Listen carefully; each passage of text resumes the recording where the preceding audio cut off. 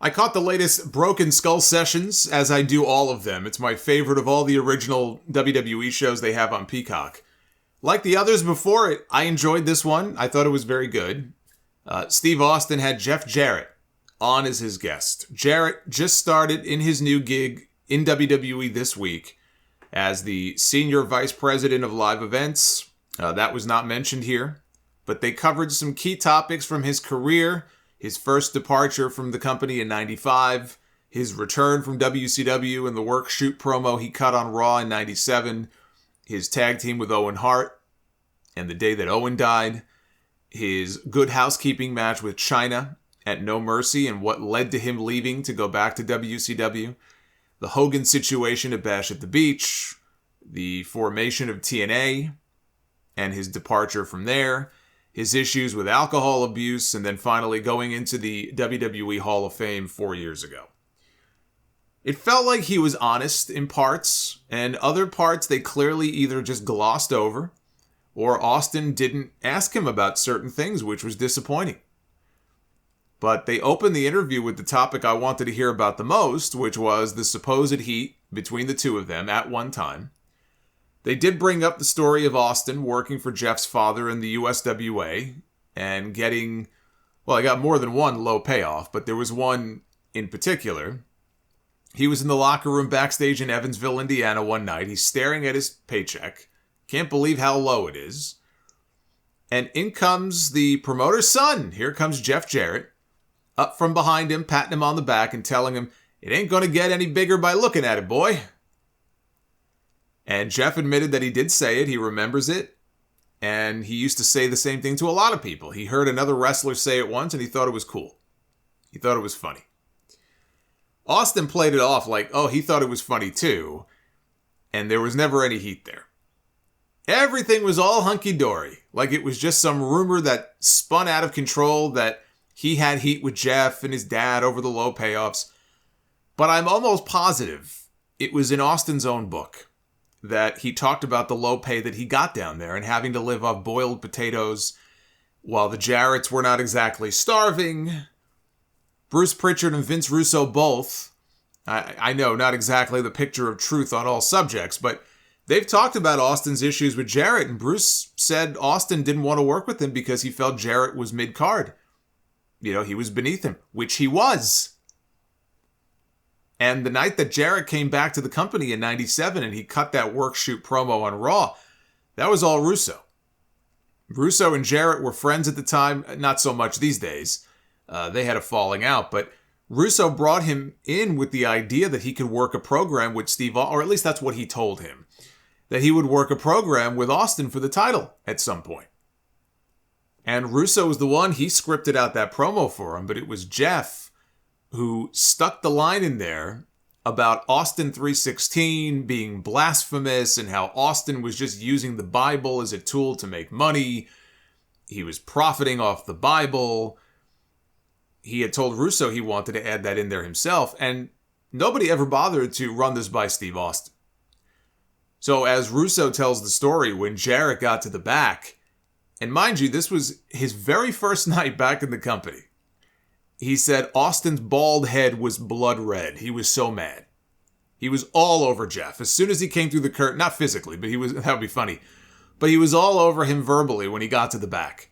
And Jeff was shocked. Like he was begging off. He couldn't believe Austin was so upset.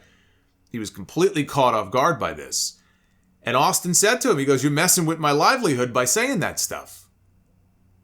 And right after that, Russo said Austin pulled him aside and flat out told him, "Don't you ever book me with that son of a bitch." And then he told Russo about the USWA days. And you know, the 3:16 stuff is what really set him off. But he also used to work for Jarrett's family, and they paid him so little he had to live off boiled potatoes. Russo said he had no idea. And really, I actually believe him on that. How could he? You think Vince Russo was running his little video store in New York in the early 90s, tape trading for stuff from Memphis? Give me a fucking break. How the hell would he know that unless Austin told him? He said 6 months later, he thought maybe Austin had gotten over things and he tried to book him in an angle with Jeff Jarrett. They're at TV one day and, you know, what are we doing tonight? Well, we're going to book you in an angle with Jeff. And Austin pulled him into a room at TV And he read him the riot act, and he basically told him, motherfucker, did you not hear a word I said 6 months ago? He hadn't forgotten. None of this came up in the interview, which was disappointing, because they showed part of Jarrett's work shoot when he came back. And they specifically left out the part where he shot on Austin. How do you bring up that promo and leave that part out? You know, like if they want this to be a fluff thing and they don't want things to get adversarial or whatever because it makes things uncomfortable or whatever, then you almost can't even bring that segment up. Because Austin, the guy sitting across the table from him, is one of the key people he brought up in that promo. So they didn't show any of that. They left that out.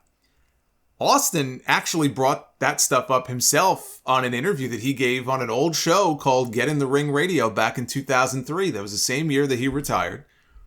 The hosts asked him about the heat with Jeff Jarrett, and he actually brought up that night in Cleveland at the Gund Arena 6 months after Jarrett returned, him being pitched on doing an angle with him, and he said he went into a room with Russo. He thinks Vince and some other people may have been in there. The other Vince may have also been in there. He doesn't remember who else was in the room. But he remembers going into a room with Russo, and he gave him the mother of all cuss jobs. And he said, I told you sons of bitches I never wanted to work with this guy, and now you're going to make me come here and play the bad guy. And he also didn't think that Jarrett was physical enough, that he didn't hit the ropes hard. He said he didn't hit the ropes hard enough to bust an egg. He had like a violent, stiff style in the ring, and Jarrett didn't. Then there was the situation with Deborah, who was on TV with Jeff at the time, and she had been with Jeff in WCW as well. That didn't last long in WWE once she and Austin started dating. And Jeff even said on his podcast with Conrad, however many months ago, that's why they got split up. That's why you didn't see Deborah anymore with Jeff Jarrett on TV. Once she got together with Austin, you know, it's like, well, we're going to take her away from you. So it's nice that they get along fine now, but there was definitely some whitewashing going on here. I'm not saying the interview needs to be, again, confrontational, but you come away from it thinking that it was all just an internet rumor. It was all BS about, you know, there being any issues there. But yes, there were definitely issues there. I don't think there was ever any heat from Jeff Jarrett's end towards Austin. I think the heat went entirely in one direction. Absolutely. We learned that Austin thinks that With My Baby Tonight is actually a really good song. And he's not wrong. It is. It's a very catchy tune. And knowing now what Road Dogg sounds like, you can't not listen to that song and not hear his voice. But at the time in 95, when Jarrett was doing the lip syncing, I had no idea. I didn't know what the fucking roadie sounded like. I mean, you know, they had me wondering if it was really him or not. But after years of hearing Road Dogg on the mic and in DX and everything, there's not a doubt in the world now when you listen to that song who the voice is behind it. They showed highlights of a great match that Jarrett had with Shawn Michaels at the July 95 In Your House. That was a big night for Jarrett. They were in Nashville. He did the live performance of With My Baby Tonight earlier on the pay-per-view, where he lip-synced the whole thing. And then he went out and had a match of the year caliber match with Shawn Michaels. And according to Jarrett, the reason he disappeared after that was that his back went out on him. Because after that, we didn't see him again for months. He said, well, I had a bad back and it went out on me. And, you know, I was carrying more weight than my frame really should have been at that time. And, again, this is one of those things where I don't think we got the whole story. Jarrett and Rhodey walked out that night in Nashville after the match with Shawn Michaels. They were supposed to shoot an angle in the back that night to start the split between them, which would have led to a match at SummerSlam. And, you know, instead they left the building, like legit. They left the building before they could shoot the angle. I remember they had Michael Hayes. This is when he was, Doc Hendricks, the backstage interviewer. They had Doc Hendricks in the back standing outside their dressing room, and you could hear like screaming and a commotion going on behind closed doors. And he said, I could hear fighting going on, and but we never actually saw Jarrett and Rhodey.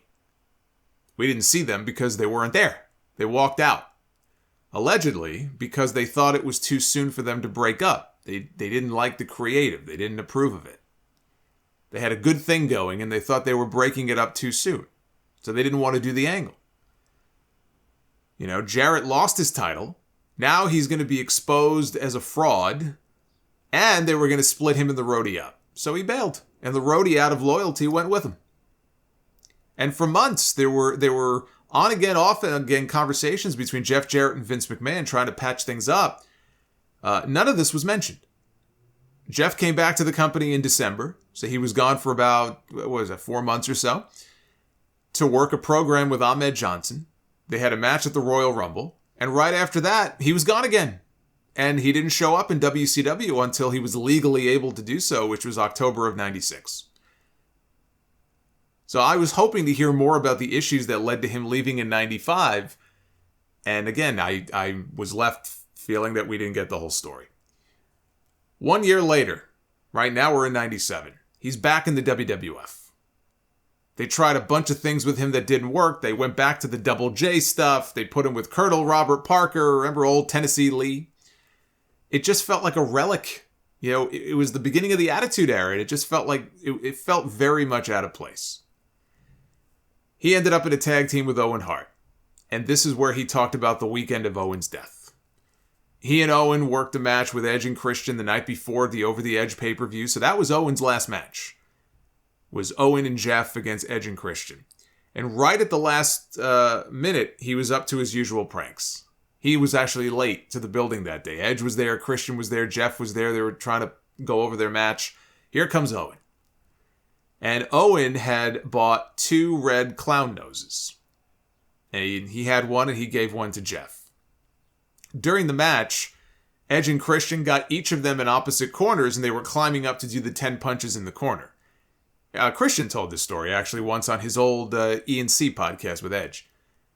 When they looked down to do the 10 punches, they saw Jeff and Owen had red clown noses on their face. You know, Owen would always try shit like this just to get people to crack. But anyway, the next day was the pay-per-view. And Jeff Jarrett's match was on right after Owen's match. It was supposed to be the Blue Blazer against the Godfather, and then Jeff was going to go out there with Deborah to wrestle Val Venus and Nicole Bass.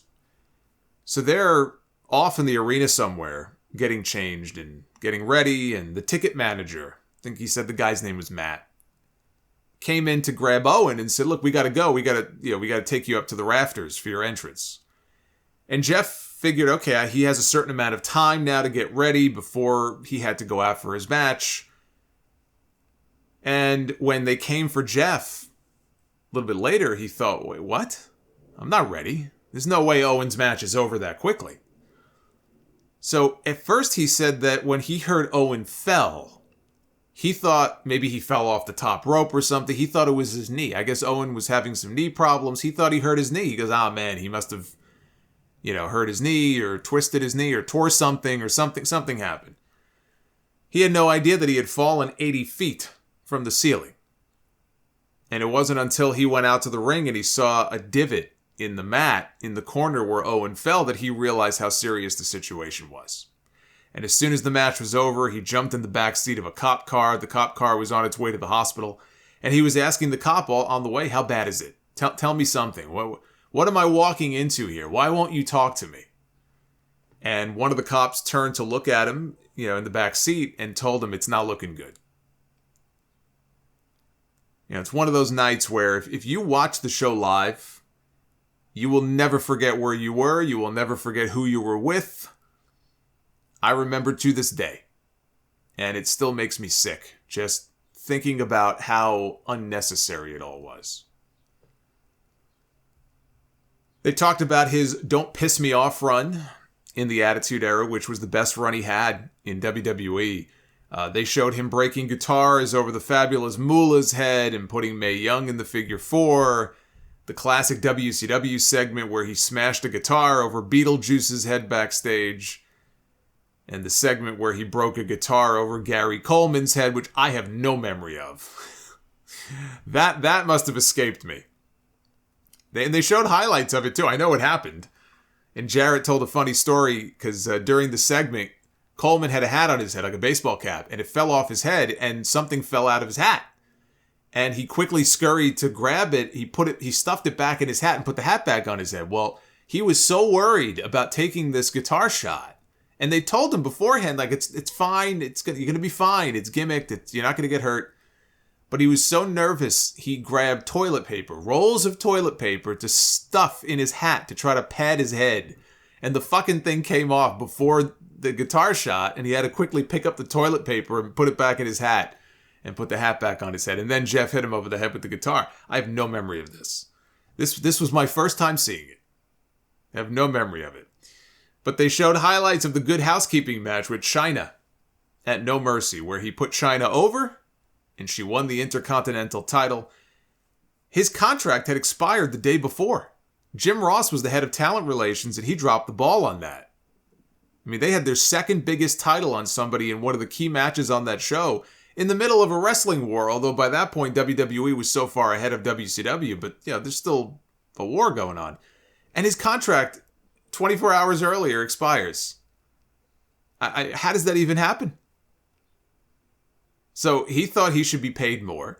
He was in the middle of the hottest run of his career. His logic was, and he's not wrong, his logic was, if they're not willing to pay me more now, especially when business is booming and Vince is about to take his company public, then when am I ever going to get a raise? If I don't get a raise now, I'm never going to get one. My stock probably can't go any higher than it is right now.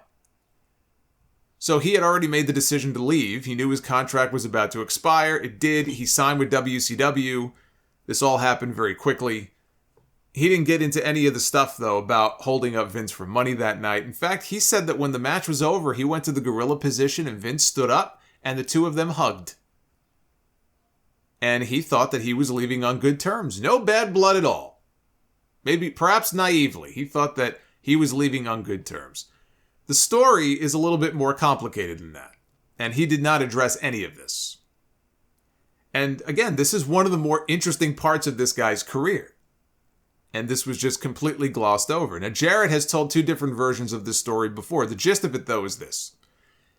Jarrett's contract expired the day before. Jim Ross thought he had a verbal agreement with him to re-sign. So again, when I said before, how could something like this happen? Jim Ross thought he had a verbal agreement. Learned a very hard lesson. Get it in writing. Which he didn't. He thought wrong. And so when he showed up at the pay-per-view, he made what JR called a power play. Jarrett said he only wanted the money that he was owed before he would agree to drop the title to Chyna. He had no issue, doing the job and putting her over, and doing business the right way, but he wanted the money that was owed to him. He technically was no longer under contract. He didn't have to do the match if he didn't want to. There was no contract to breach.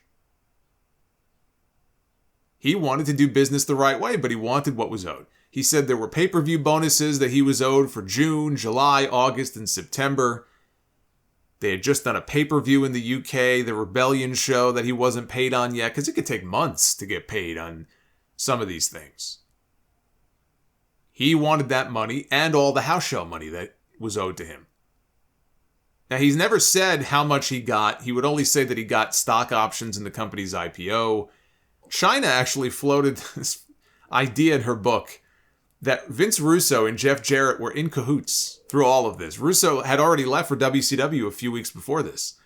I guess the idea is that Russo, as the head writer before he left, intentionally kept the belt on Jarrett, figuring that his contract was about to expire.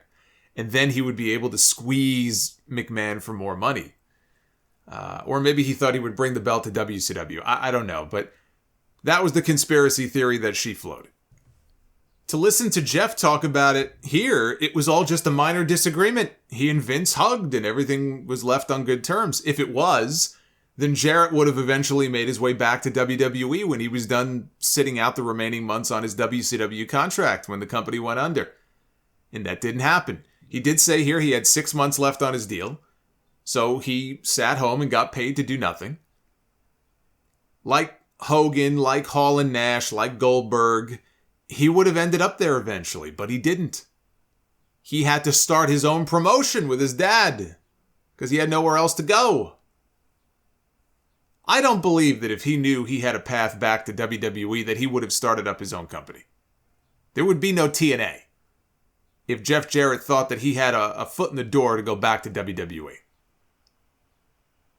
They showed the footage of Vince McMahon the night of the Raw Nitro simulcast, singling out Jarrett, pointing at him on the monitor. He's on WCW television and pointing at Jarrett and saying, when this night is over, JEFF is going to be GONE, gone.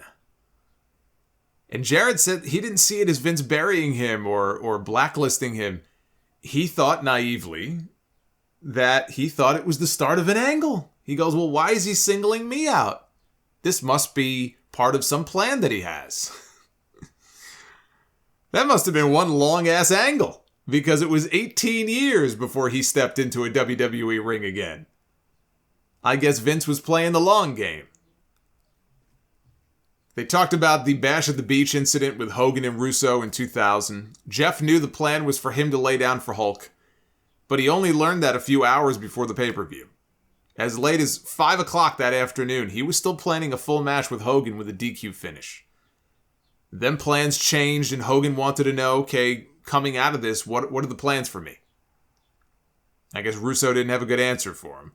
So Jeff was upset that he never got to work a real match with Hulk Hogan. He was looking forward to that. Obviously, for him, that would have been a big deal.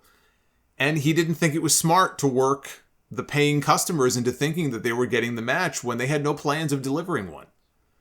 But he was happy to come back out later on and work the match with Booker T and put him over at the end of the show. He talked about TNA for a little bit and the platform that it gave people like AJ Styles, like Samoa Joe, like Bobby Roode to become stars. He did not get into the controversy where he started dating Karen Angle after she split from Kurt. Nobody knew that Kurt and Karen had split. They thought that Jarrett was just dating this guy's... literally just started dating this guy's wife. Nobody knew that they were already on the outs. I don't know that they were officially divorced yet, though. Technically, I think she was still Kurt's wife, but they started dating, and it caused this real problem at first. Now, eventually, Kurt and Jeff, they worked together, and they even became friendly with each other, but it was a real dicey situation at first. And Dixie Carter went to Jeff and asked him about it, and he denied it. And when she eventually found out that he lied to her, she was very upset, and she suspended Jeff. I think he lost some of his power in the company. None of that was brought up. But him and Kurt Angle, they did go on to work a program together when he came back eventually, and they actually had some pretty damn good matches together. Those are some of Jeff's better matches from his TNA run, with the matches with Kurt. He talked about his drinking problem. It got very bad. He remembers the day that he hit rock bottom in October of 2017. He spent almost 60 days in rehab, and it was right after he got out. So he got out right in time for the holidays. Now it's the new year, and he gets the call to go into the WWE Hall of Fame. And that's kind of where they wrap things up. So there was definitely some stuff left out that I would have liked to have heard him address. But I thought overall he came across well. There was a fleeting mention of Global Force Wrestling, but no mention of Global Force Gold. I wanted to know how many of those gold bars he sold. He never told us.